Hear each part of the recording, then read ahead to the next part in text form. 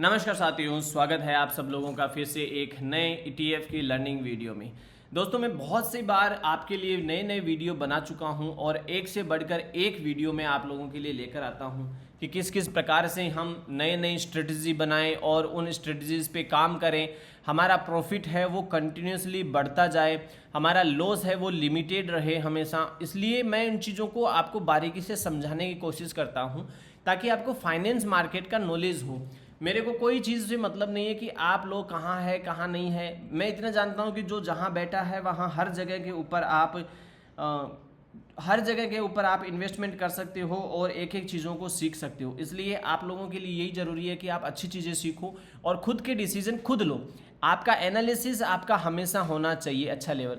आप किसी के पास में एक राय लेने जाते हो तो वो कम से कम 50 to 60,000 के आसपास एक घंटे का मांगता है। कई लोग एक एक लाख रुपए मांगते हैं एक घंटे के। तो और फिर वो आपको इन्वेस्टमेंट प्लान बताते हैं कि आप लोग अपने एज के अकॉर्डिंग इतने स्टॉक्स में इन्वेस्ट करो। यदि आपके पास 1 लाख रुपए महीने का है सेविंग में तो आप इतना % है वो स्टॉक्स में डालो, इतना % अपना ETF में डालो, इतना % अपना FD में डालो। इस प्रकार से वो हर एक चीज़ को बताते हैं और हर चीज़ को एक्सप्लेन करते हैं। पर ये सब चीज़ें हम खुद ही कर ले अपने रिस्क पे तो हमें कहाँ ज़रूरत है किसी चीज़। ये 50,000 60,000 रुपये सालाना जो हम देते हैं वो लोगों को न देकर अपने ही अमाउंट में आ जाए। किसी के पास तो कैपिटल ही बेचारा इतना ही होता है।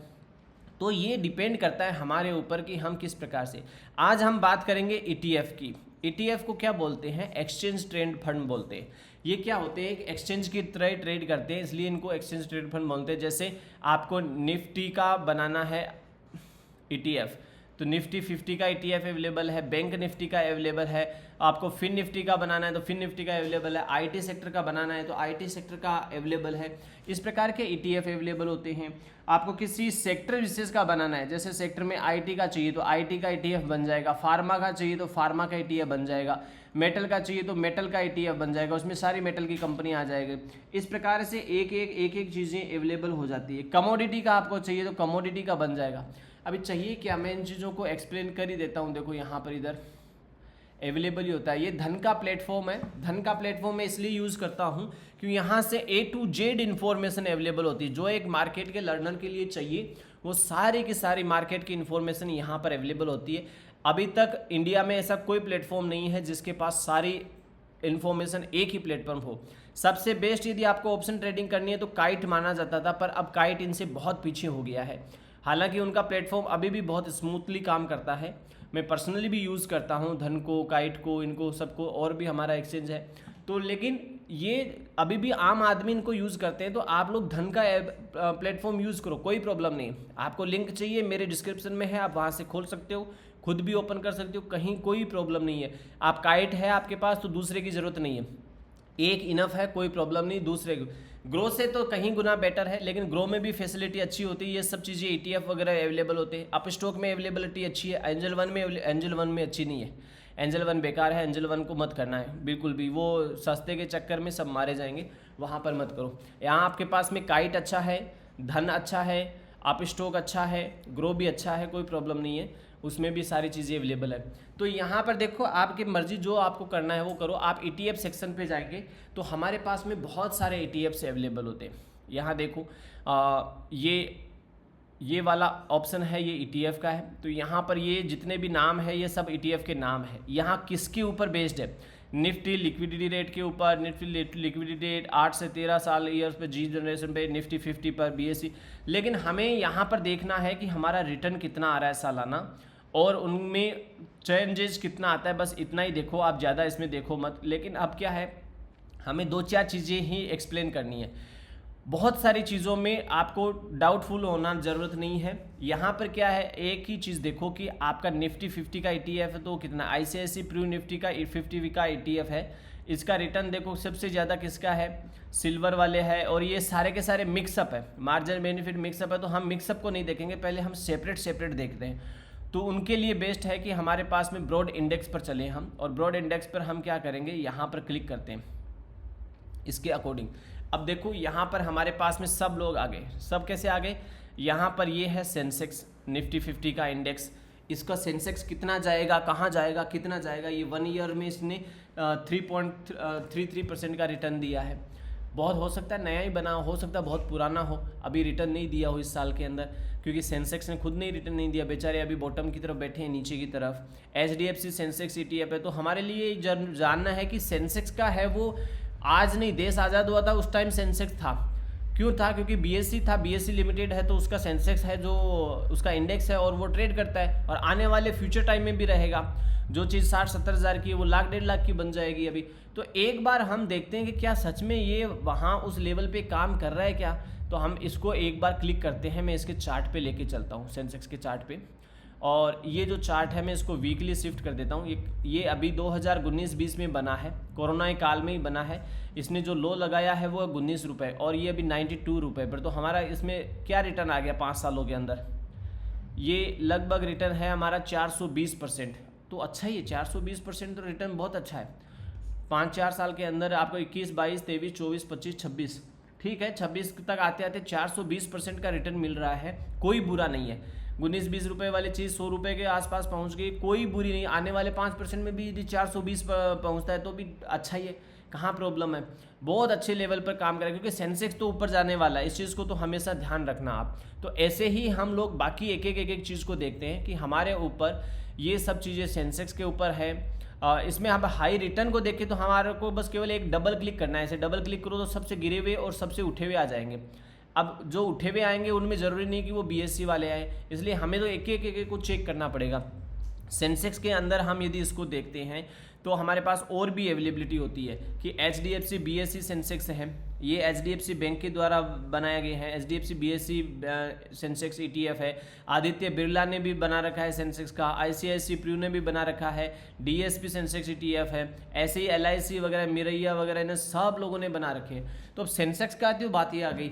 अब हमारे कहते हैं नहीं, हम सेंसेक्स को थोड़ा ना देखेंगे, हम तो टोटल मार्केट को देखते हैं कि निफ्टी में 2-2.5 हज़ार कंपनियां लिस्टेड हैं, हम उस टोटल मार्केट को देख लेते हैं। टोटल मार्केट के में एंजल वन ने इन्होंने क्या किया है, एंजल वन वालों ने अवेलेबल करवाया है, लेकिन ये क्या है, इसकी दुर्दशा है बेचारे की। ये जब भी लिस्ट हुआ था 10 रुपये पर, वो 11-12 रुपये पर है। तो मैं इसके लिए तो आपको सजेस्ट नहीं करूँगा, टोटल मार्केट वाले के लिए तो। और मैं वैसे भी सजेस्ट नहीं कर रहा हूँ, किसी को भी बाई और सेल की रिकमेंडेशन नहीं है। मैं केवल एक आपको ब्रॉड आइडिया देना चाहता हूँ कि आप लोग इस प्रकार के जो ETF होते हैं उनकी कैलकुलेशन कैसे कर सको, और उनको देखो कि समझो एज ग्रुप के अकॉर्डिंग। मैं आपको लास्ट में आपको बताऊंगा कि किस एज ग्रुप वाले के लिए कितने ETF बेस्ट होते हैं और वो कितने लेवल पर हाई रिटर्न आपको प्रोवाइड कराएंगे।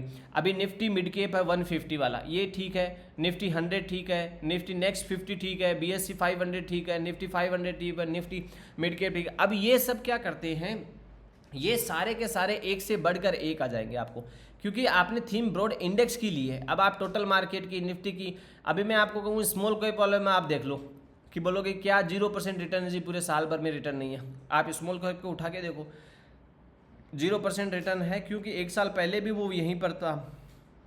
ये 250 कंपनियों का ETF है, लेकिन जब से ये एक साल पहले खुला था जुलाई सेशन में, अभी ये जुलाई में खुला है, और तो ये यहाँ पर आते आते 14% का रिटर्न तो है ना, इसने टॉप तक तो दिया है, फिर वहाँ से वापस नीचे आया है। अब ये अपने 50% रिट्रेसमेंट के ऊपर आ रहा है, तो कोई प्रॉब्लम नहीं है।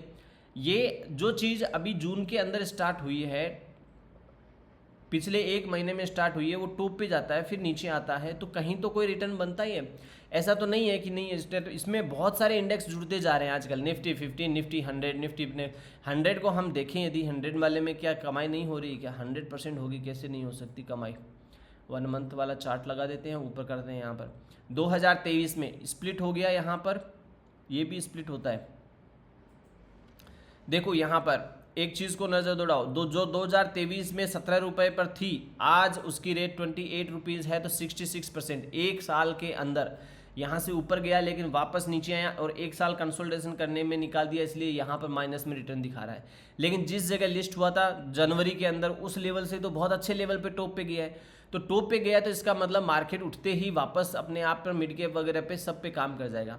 तो ये सब चीज़ें क्या है, ये हमारे इंडेक्स बेस्ड की। अब आप कहोगे नहीं जी इंडेक्स में काम नहीं करते हम लोग, हम काम करेंगे थीम में सेक्टर की वजह से। सेक्टर में, ठीक है, आप निफ्टी में सर्विस सेक्टर पे काम कर सकते हो, निफ्टी में रियलिटी सेक्टर पे काम कर सकते हो, निफ्टी रियलिटी में काम कर सकते हो। निफ्टी के जितने भी बैंक है उनके ETF अवेलेबल है, ICICI वाले भी देते हैं, कोटक वाले भी देते हैं, निफ्टी वाले भी देते हैं, SBI भी देते हैं, निफ्टी टाटा, सब लोग देते हैं। लेकिन इनमें फिर हम नीचे चलते हैं कि हमारे पास निफ्टी फार्मा का है, निफ्टी PSU बैंक का है, निफ्टी बैंक का है, सबके ETF अवेलेबल होते हैं। पर हमें किस में जाना है वो हम कैसे डिसाइड करें, उसके लिए आपको थोड़ी सी मेहनत करनी पड़ेगी। निफ्टी निपॉन, ये निपॉन फार्मा इंडेक्स में जाना चाहते हो कि आप ये सोचते हो कि नहीं आने वाले टाइम में लोग बीमार होंगे, बहुत अच्छे लेवल पर ये इंडस्ट्री चलने वाली है फार्मा में, तो ये आप ठीक है ये फार्मा सेलेक्ट करो। आपको लगता है नहीं PSU बैंक हमेशा अच्छे चलने वाले, तो आप PSU बैंक सेलेक्ट करो। फिर आपको इन चारों में से कोई एक अच्छा सा सिलेक्ट करना है, और वो एक क्लिक भी मैं बता दूंगा कैसे सिलेक्ट करने होते हैं।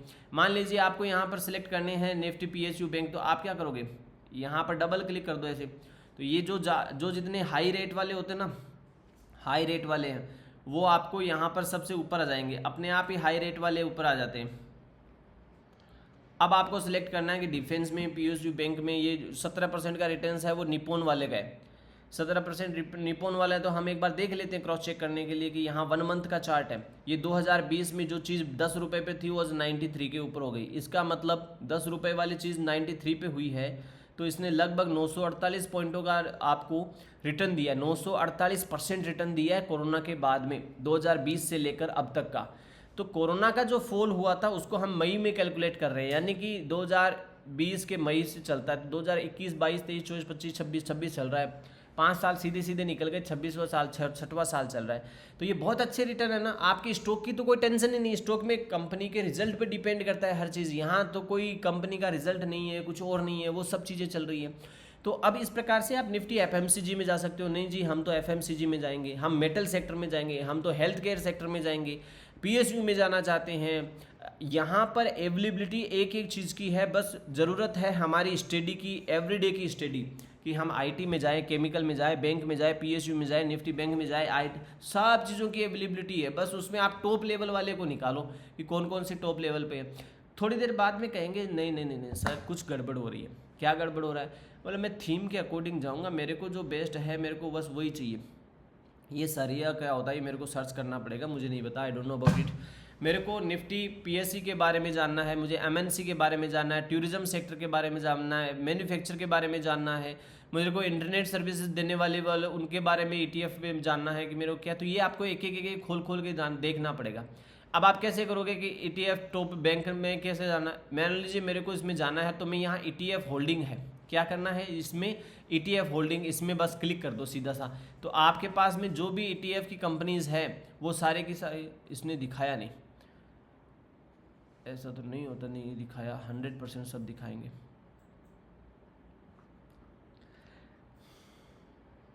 ये देखो कोई भी ETF को सिलेक्ट करके यहाँ पर उसमें कौन कौन सी कंपनियां हैं वो सब सेलेक्ट कर सकते हैं। रिलायंस है, भारतीय एयरटेल, लार्सन टर्बो है, NTPC है, अडानी पोर्ट है, अल्ट्राटेक है, पावर ग्रिड है, इंटर ग्लोबल एविएशन है, ग्रासिम है, यानी कि सब टॉप कंपनियां इन्होंने इंसर्ट कर ली अपने अंदर। एक सीमेंट सेक्टर से ले लिया, एक मिस्कलिन से ले लिया, पावर से ले लिया, एक इंजीनियरिंग से ले ली, एक टेलीकम्युनिकेशन से ले ली, एक रिफाइनरी ले ली, एक ट्रांसपोर्ट ले लिया, टेक्सटाइल ले लिया, ऑयल ले लिया, हेल्थ केयर सेक्टर ले लिया। इसका मतलब इसने इंफ्रास्ट्रक्चर में काम आने वाली हर उस चीज़ को लिया है और उसके बाद में इंफ्रास्ट्रक्चर के साथ में बनाया है। रिफाइनरी इंफ्रास्ट्रक्चर के लिए चाहिए, पावर सेक्टर चाहिए, टेलीकम्युनिकेशन चाहिए, इंजीनियरिंग चाहिए, पावर जनरेशन चाहिए, सीमेंट चाहिए, पावर ग्रिड चाहिए, ट्रांसपोर्ट चाहिए। तो ट्रांसपोर्ट चाहिए तो फिर आपके लिए इंफ्रास्ट्रक्चर में सब चीज़ें आ गई। इंफ्रास्ट्रक्चर को मेंटेन करने के लिए हॉस्पिटल भी तो चाहिए, तो अपोलो हॉस्पिटल, मैक्स हॉस्पिटल घुसा लिया इन्होंने, इंजीनियरिंग, ऑटोमोबाइल्स, सारी चीज़ें, होटल्स, रिफाइनरी। अब ये क्या है, इसने ब्रॉड लेवल पे काम कर लिया सारे की सारी चीज़ें। तो आप भी ऐसे सिलेक्ट करके देखो कि इन लोगों ने कितना क्या किया। फिर मेरे पास में दूसरा ऑप्शन क्या है, पहला मैंने यहाँ पर देखा कि मैंने ETF की होल्डिंग देख ली। अब मैं इसके तुरंत चार्ट में चलूँगा कि इसका रिटर्न कैसे देखना है मेरे को। कई बार लिखा हुआ आता है रिटर्न, हम उस रिटर्न को वहाँ पर न देखकर हम ऐसे रिटर्न देखेंगे। 2023 में ये बनाया गया इंफ्रास्ट्रक्चर वाला, और 2023 में इसका लेवल था 49 रुपीज़। अब ये देखो कि 49 से ये अब तक कहाँ कितना आ चुका है, 102% का रिटर्न है 2023 में। 24, 25, 26 तीसरा साल चल रहा है, अभी तीसरा साल चल रहा है, यानी 24, 25, 26, 24, 25 और 26 का अभी जुलाई सेशन चल रहा है। तो यानी 2.5 साल के अंदर इसने 2.5 साल में 102% के रिटर्न दिए। इट्स नॉट पेड, अच्छा ही है, कोई प्रॉब्लम ही नहीं है। तो यहाँ अच्छा है, तो फिर आपके लिए ज़रूरी है कि आप बस ऐसे ही निकालो, अपनी पसंदीदा चीज़ें निकालो कि कौन कौन से सेक्टर में है, कौन से नहीं है। आपके लिए थीम जानना बहुत ज़रूरी है।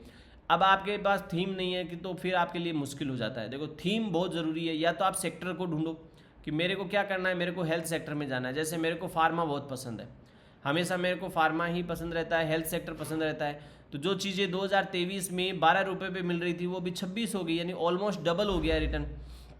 एक साल के अंदर आप देखो कि रिटर्न का लेवल है वो 129% के आसपास पहुंच गया। इतना कैसे दिखा रहा है, जो चीज़ 11% थी वो 27 रुपये पे हो गई।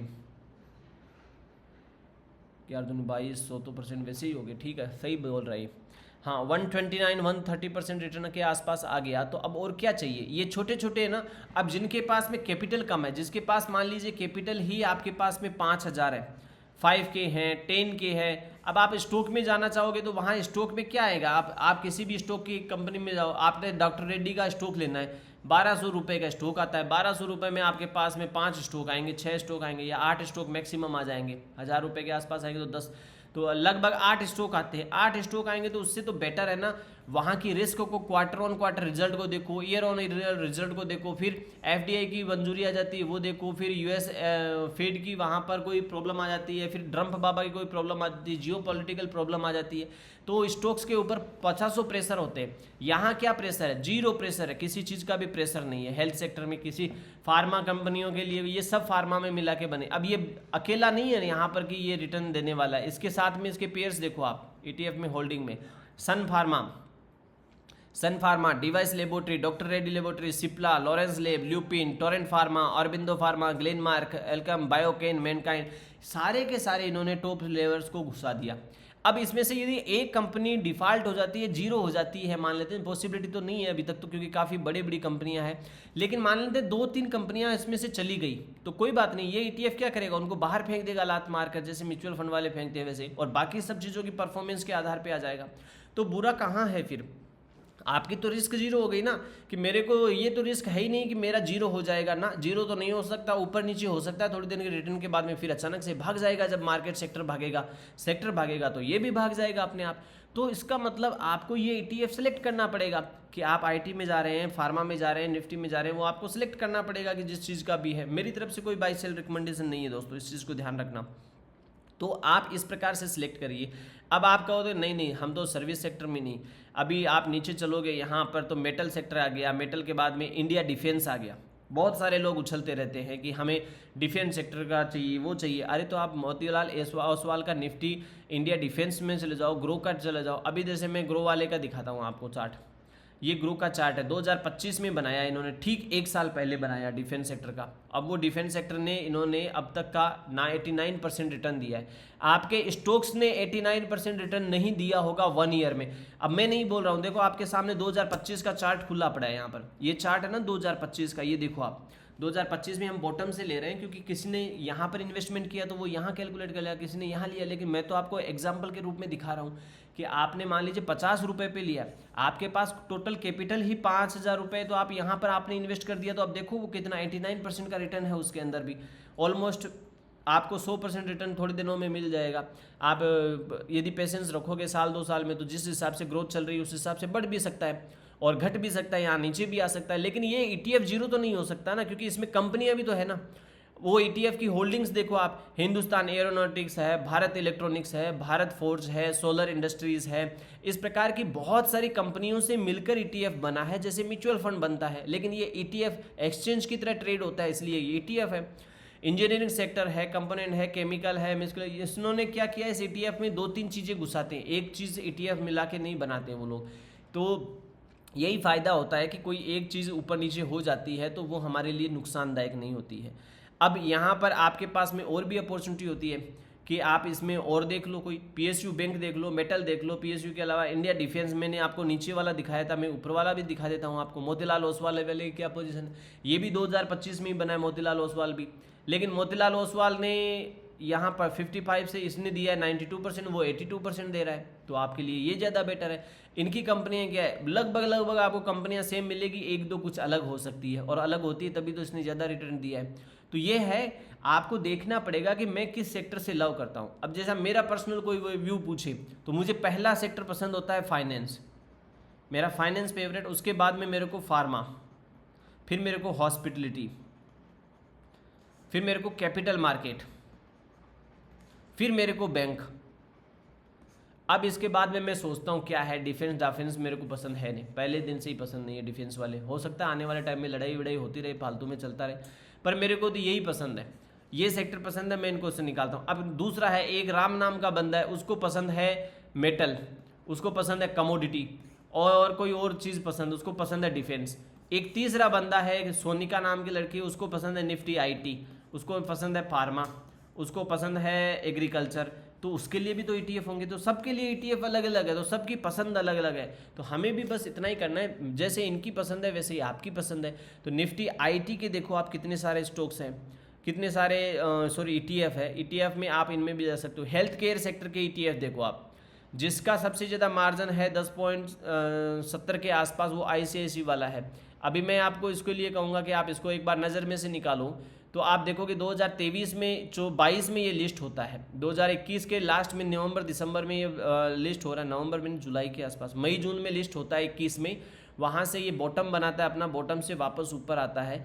2023 के बॉटम लेवल से लेकर में 24-25 साढ़े 2.5 साल में इन्होंने 126% रिटर्न आपको दे दिया। आप अपने स्टॉक्स में जाके देखो 2.5 साल में इन्होंने रिटर्न दिए क्या आपको।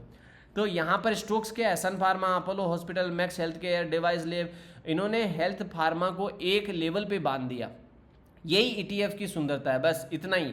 इसलिए स्टॉक का जो लेवल है उसमें आपको टेंशन लेने की ज़रूरत नहीं है, बस फ़ायदा है कि आपके लिए एक ही ज़रूरत है, यहाँ बैंक निफ्टी का आपको ऑप्शन चेन का देखने की ज़रूरत नहीं है, ऑप्शन खरीदने की ज़रूरत नहीं, बैंक निफ्टी के ETF लेके बैठ सकते हो।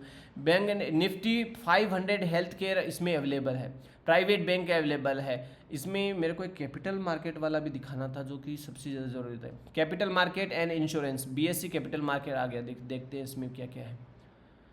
HDFC MCX, SBI, HDFC AMC, ICICI lumbar, max finance, ठीक है, Kemps, grow, angel one, Motilal Oswal, star health. इसके चार्ट पे चलते हैं और रिटर्न देखते हैं इनका। 2025 में ही बना है ये, 2025 में ही बना है, तो फिर इन लोगों ने अभी तक तो अच्छा रिटर्न दिया है, 44% के आसपास रिटर्न एक साल में इन्होंने जनरेट कर लिया।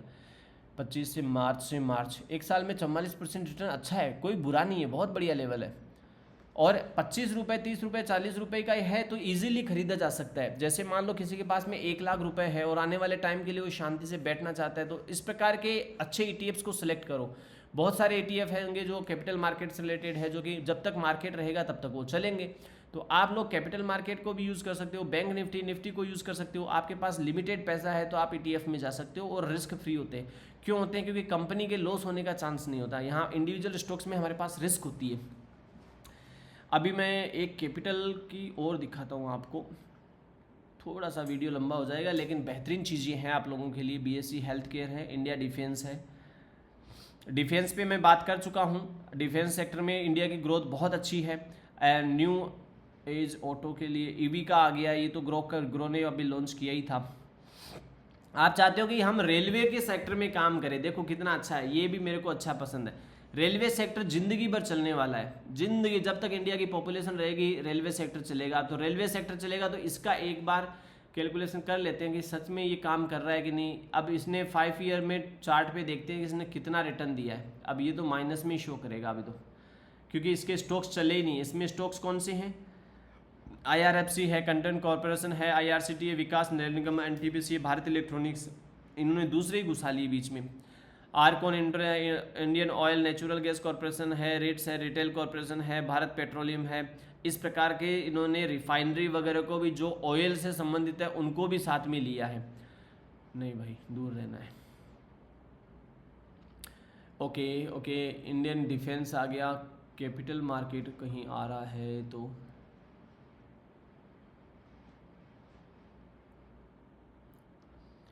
हेल्थ केयर आ गया, एनर्जी आ गया, केमिकल्स आ गया, कैपिटल मार्केट, यस ये आ गए मेरे पसंदीदा। यहाँ पर ये मेरे दोनों बहुत पसंदीदा है। मैं कैपिटल मार्केट फाइनेंस से तो बहुत ही ज़बरदस्त लव रखता हूँ, ये मेरे को ज़बरदस्त पसंद है। अभी इसमें क्या है, मोतीलाल ओसवाल वाला ढूंढते कहाँ है, कहाँ सबसे ऊपर ही वही मिला है। ये है मोतीलाल ओसवाल का, निफ्टी कैपिटल मार्केट ईटीएफ। तो मोतीलाल ओसवाल का कैपिटल ईटीएफ नोट करना पड़ेगा इसको। ये देखो आप यहाँ पर, मैं इस पर क्लिक कर रहा हूँ, यहाँ से वापस हम इसके ऊपर चलते हैं। क्या इन्होंने इस चीज़ों को दिया? पहले हम देखते हैं ईटीएफ में होल्डिंग क्या है। बीएससी की, एमसीएक्स की, एचडीएफसी एमसी, 361 वहाँ, CDSL, Angel One, Nippon, CAMS, Anand Rathi, ICICI, Groww है, मोतीलाल ओसवाल फंड है, नुआमा वेल्थ है, मैंने कैफिन टेक्नोलॉजी है, इंडियन कैफिन, जब भी सीडीएसएल वगैरह ये कैफिन वगैरह ये काम करते रहते हैं, यूटीआई। अब यहाँ पर एसबीआई म्यूचुअल फंड भी इंक्लूड हो जाएगा बहुत जल्दी, आप देखते जाओ। तो हम चार्ट को उस ऊपर देखते हैं। ये 1 मंथ के चार्ट है, मेरा ध्यान रखना 1 मंथ का। 2000 ये कैंडल है 2025 की, 3 मार्च 2025 को ये लिस्ट होता है। उस दिन से लेकर आज तक, 3 मार्च 2025 से लेकर आज तक इसने 94% का रिटर्न दिया है। कितना? 94% का रिटर्न दिया है। अब आपके स्टॉक्स ने 94% का रिटर्न नहीं दिया होगा, 94% का रिटर्न, और यदि दिया भी है तो वहाँ क्वार्टर ऑन क्वार्टर रिजल्ट का बहुत झंझट है। यहाँ तो 0% झंझट, कोई प्रॉब्लम ही नहीं है यहाँ पर आपको। तो ये सब चीज़ें आपको मायने रखती है कि हम कैपिटल मार्केट में काम कर रहे हैं, तो कैपिटल मार्केट से रिलेटेड हमारे पास में अवेलेबिलिटी है।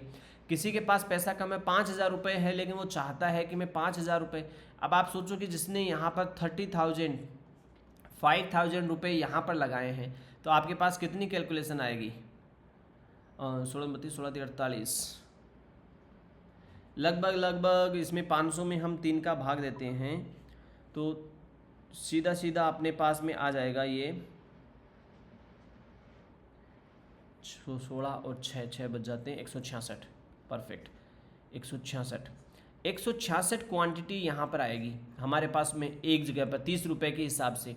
और वही 166 क्वांटिटी जब हम यहाँ पर आएंगे आज के डेट में 166 में, तो जो 166 में तो यहाँ पर 30 रुपीज़ थी, तो हम 52 रुपीज़ में से यदि हम माइनस कर देते 30 रुपीज़, तो हमारे पास जो 166 क्वांटिटी थी उसके ऊपर 3052 का रिटर्न मिलता है।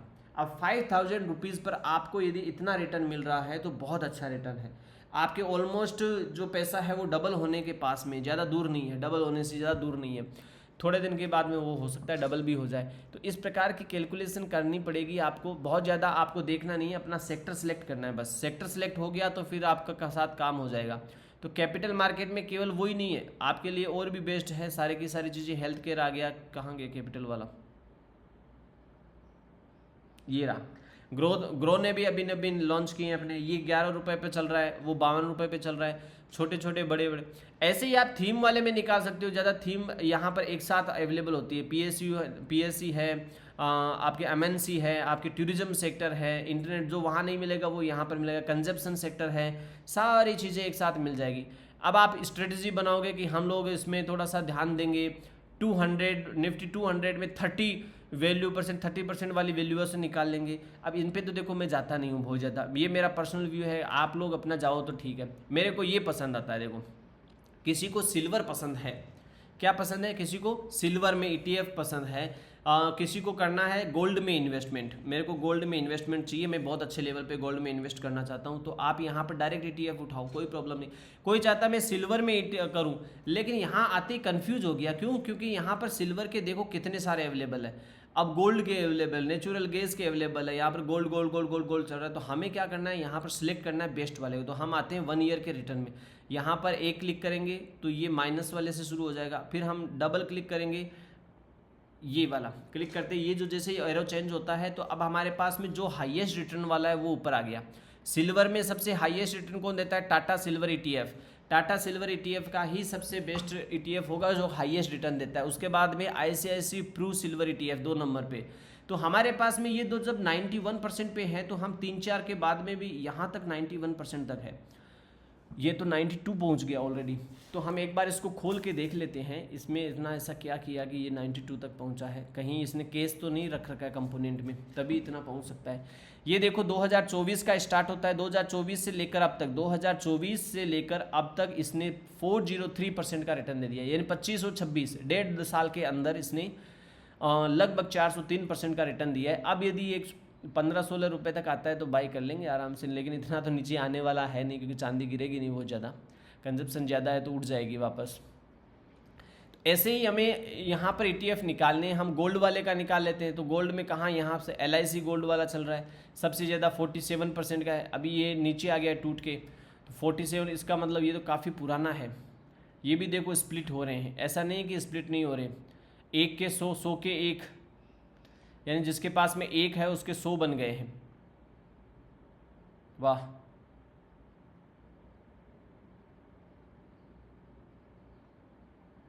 यहाँ पर कितना सिंपल कर दिया। ये बहुत पुराना है गोल्ड ETF, ये बहुत पुराना है, 2012 के आसपास से चलता आ रहा है। 2020 में जिसने भी गोल्ड का ETF लिया 29 रुपीज़ के ऊपर, वो अभी 128 रुपीज़ पे पहुँच गया है। ये जिसके पास में 1 था उसके 200 हो गए। आप ऐसे देखो, उसको 1 के बदले मिला है इतना सारा। एक मिनट रिटर्न देखते हैं इसका, यहाँ से उठाते तो यहाँ तक आते आते 450% के आसपास रिटर्न है। तो इसमें भी कोई बुरा नहीं है।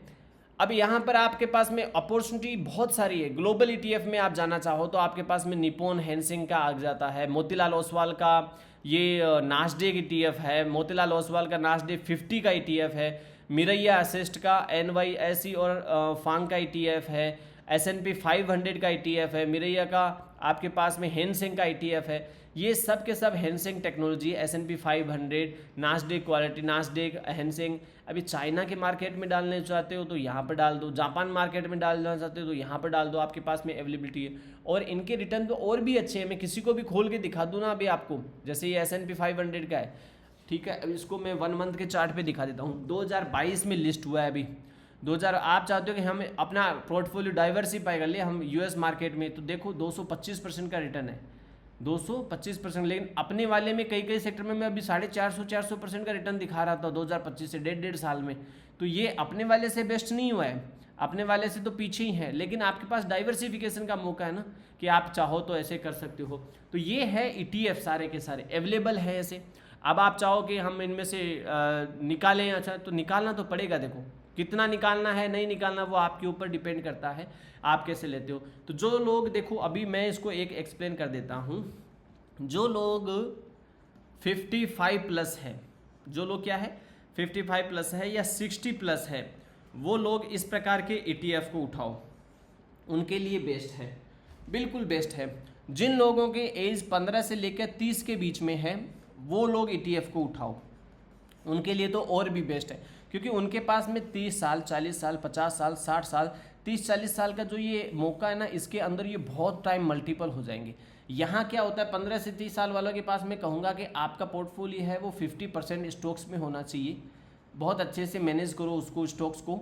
और किन किन स्टॉक्स को लार्ज कैप में लेना है, मिड कैप लेना है, या 15 से 30 वाले को तो लार्ज कैप नहीं लेना है, वो तो दूर ही रहो उनसे। तो उनका अच्छा है कि वो मिड कैप ले, स्मॉल कैप ले, ताकि आने वाले टाइम में वो मल्टीपल रिटर्न हो। जो 30 से 45 साल है उनके लिए थोड़ा सा, उनके पास खर्चे बहुत ज़्यादा होते हैं, बहुत ज़बरदस्त खर्चे होते हैं, कभी बच्चों के, कभी शादी के, कभी क्या, कभी घर का, ग्रोसरी का, इन्फ्लेशन का, छोटे मोटे हॉस्पिटलिटी के, बहुत प्रॉब्लम्स होती है। इसलिए उनके पास में एक अच्छा सा फंड चलना चाहिए जिससे कि वो रेगुलर उनके पास में इनकम आए। इसलिए ETF तो उनको भी लेना है, लेकिन उस एग्रेसिव लेवल पे नहीं जो 60 वाले और 15 से 30 वाले लेते हैं, उनको मैनेज करना है। 60 प्लस वालों को लिए तो FT ठीक है, ETF में कोई प्रॉब्लम नहीं है, उनको जो मिले शांति से मिले, क्योंकि आगे कितने दिन चलना है उनको पता नहीं होता है। 60 चल सकते हैं, 60 के बाद में वो एक्सपायर भी हो सकते हैं खुद ही लोग, कभी कोई मर जाए पता नहीं चलता। कोई 70, कोई 80, कोई 90, कोई 100 ईयर भी चल सकता है। तो ये डिपेंडेंसी है हमारे लाइफ साइकिल की। हम 60 के आसपास आकर यदि हम हेल्थी है, आपको लगता है कि मैं 30-40 साल तक आराम से जी लूँगा, तो मुझे कोई प्रॉब्लम नहीं, इन्जॉय। बाकी तो मैं कहूँगा कि 60 प्लस होने के बाद में आपके पास में जो रिजर्व फंड है, बच्चों के देने की बजाय आप अपनी ज़िंदगी को खुशहाल जीने की कोशिश करो। क्योंकि मरना तो एक दिन तय है, तो मरना है, जो हमारे पीछे छोड़ के क्यों जाना उस चीज़ को, काहे को हम अपने बच्चों के लिए छोड़ के जाए। बच्चे अपना व्यवस्था करेंगे अपने आप, उनको पढ़ा दिखा दिया, सब कुछ तैयार कर दिया। तो जो आपके पास में है उसको अपने ऊपर, म्यूज़िक में आप टाइम दीजिए, म्यूज़िक का मज़ा लीजिए, संगीत का मज़ा लीजिए खूब, अपने आप को बच्चा समझो और रागे वाला पाओ, कोई प्रॉब्लम नहीं। डांस का मज़ा लीजिए, घूमने का मज़ा लीजिए, खाने का मज़ा लीजिए, इंजॉय करिए। अपने छोटे मोटे दोस्त बनाओ, इधर के छोटे बच्चों को दोस्त बनाओ, बड़ों को दोस्त बनाओ, घूमो फिरो। लेकिन आपके पास एक फाइनेंशियली स्टेबिलिटी भी तो चाहिए ना। किसी के पास 10 करोड़ पड़े, वो कितना खर्च कर लेगा, कितना खर्च कर लेगा। कि मैं वो चाहता है कि मैं 10 करोड़ रुपए मेरे पास में पड़े हैं, मैं लेकिन इनको मैं मैनेज करूं, तो उसके लिए ज़रूरी है कि अब वो आप अच्छे लेवल पे आप ETF में मैनेज करो, आप अच्छे लेवल पे स्टॉक्स में डालो। म्यूचुअल फंड बिल्कुल भी नहीं डालना, जीरो है मेरी तरफ से। तो मैं तो इस एज में आने के बाद कहता ही नहीं हूँ म्यूचुअल फंड में डालो। आपके लिए FD के लिए भी ज़रूरी नहीं है। एक इमरजेंसी फंड जरूर रखना है आपको, जिससे कि आप इंजॉय कर सको। स्टॉक से डिविडेंड आ जाएगा जितने में आपका, तो 10 करोड़ होने के ऊपर तो अच्छा खासा, तो आप उस जितना डिविडेंड आएगा उससे तो आप घूम सकते हो, वर्ल्ड ट्रेवल कर सकते हो बहुत अच्छे लेवल। ETF आपकी इस जो कमाई है ये 10 करोड़ है, इसको ग्रो करता रहेगा, लगातार बढ़ाता रहेगा, इसलिए वो भी बेटर है। तो आपके पास में जो डिविडेंड आएगा उससे तो आप वर्ल्ड ट्रिप कर सकते हो। इतना डिविडेंड आ जाएगा 10 करोड़ रुपए, बहुत अच्छे लेवल पे डिविडेंड आता है, ऐसे छोटे मोटे नहीं आता है कि हाँ कि डिविडेंड छोटा मोटा आ गया, ऐसा कुछ नहीं होता है, बड़े लेवल पे डिविडेंड आएगा। लेकिन डिविडेंड वाले स्टॉक्स भी तो होने चाहिए ना। अब पर्टिकुलर अच्छे लेवल पे आते हैं, ग्रोथ भी होती है, क्योंकि आने वाले टाइम में वो सब चीज़ें देखनी होती है। तो इस प्रकार से आप ETF को सिलेक्ट करो, ETF को स्टडी करो और बेहतरीन तरीके से। कोई चीज़ समझ में नहीं आती, आप अपना वैल्यूबल कमेंट मेरे पास में पास करिए, मैं उसके चीज़ों पर सॉल्यूशन करने की कोशिश करूँगा। मेरी तरफ से किसी भी प्रकार का बाय सेल रिकमेंडेशन नहीं है, प्लीज़ दोस्तों इस चीज़ को ध्यान रखना। किसी महानुभाव ने ETF के बारे में पूछा था तो मैंने लगा दिया। नेक्स्ट वीडियो मुझे इनविट पे डालना है, इनविट पे मैं अभी स्टडी कर रहा हूँ। मेरे को 2-4 चीज़ें नेगेटिव मिली है, 2-4 चीज़ें पॉजिटिव मिली है, इसलिए मेरे को उनको खंगालने दो अभी। क्योंकि मैं एक बार बता दूं तो मुझे लगता है कि हज़ारों आदमी मेरे को सुनते हैं तो उनके माइंड में गलत इन्फॉर्मेशन नहीं जाए, इसलिए मैं उस पर काम कर रहा हूँ। बहुत जल्दी इनविट पे भी वीडियो आ जाएगा। सब्सक्राइब करना ना भूलिए दोस्तों, बेल बटन जरूर प्रेस करिए। फिर मिलते हैं नेक्स्ट वीडियो में, नमस्कार।